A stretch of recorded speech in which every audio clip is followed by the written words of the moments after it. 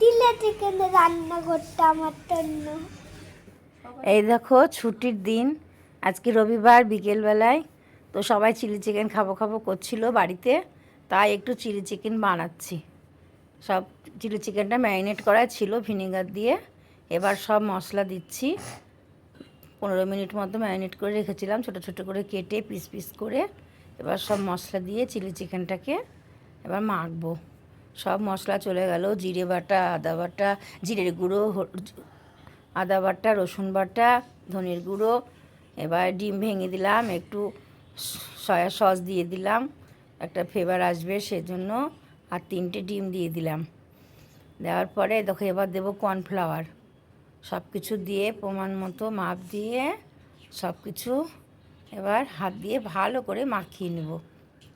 ওর মধ্যে কাঁচা লঙ্কা বাটা দিলে খুব ভালো হয়, কিন্তু আমি শুকনো লঙ্কা বা কাঁচা লঙ্কা বাটা নেই বলে আমি শুকনো লঙ্কার গুঁড়ো একটু দিয়েছি, আর কালো গোলমরিচের গুঁড়ো দিয়েছি। দেওয়ার পরে দেখো একটা একটা করে সব ভেজে নিলাম পাকোড়ার মতো করে। এগুলো ভাজতে ভাজতে ছেলে পেলে অনেকগুলো খেয়ে ফেলেছে, কারণ ওগুলো খেতে ভালো লাগছে পাকোড়ার মতো।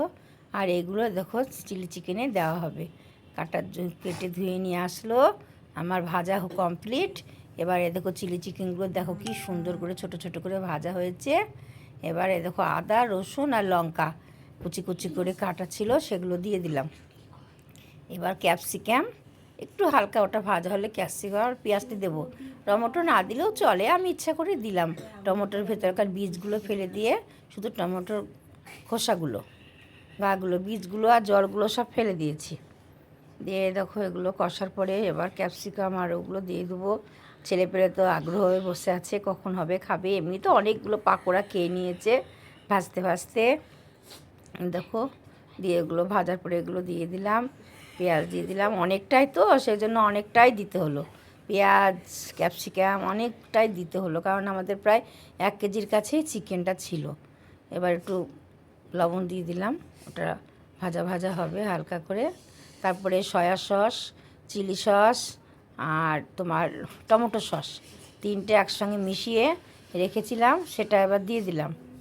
সেটা দিয়ে একটু নাড়াচাড়া করে নেব। দিয়ে দেখো একটু হালকা করে নিয়ে নেব ওগুলো দিয়ে। তারপরে মাংস চিকেনগুলো এবার দিয়ে দেবো। অনেকটাই দেখো অনেকটাই হয়েছে, কারণ আমাদের দোকানের স্টাফরা আছে, ওরা খাবে, আমরা আছি, আমার বিয়ানরা আছে, আমার মেয়ে নাতি পুতি, আমরাই তো মেলাগুলো মানুষ, তাহলে লাগবে, সবাই মিলে খাবে।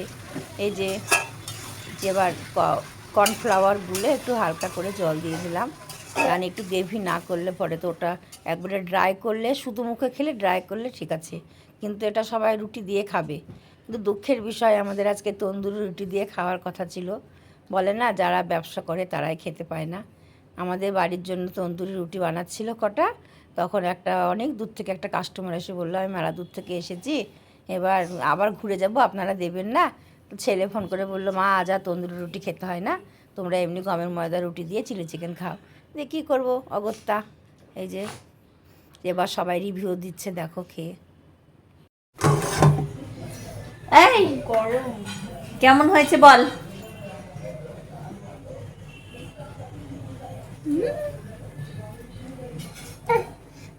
দারুণ হয়েছে দিদু।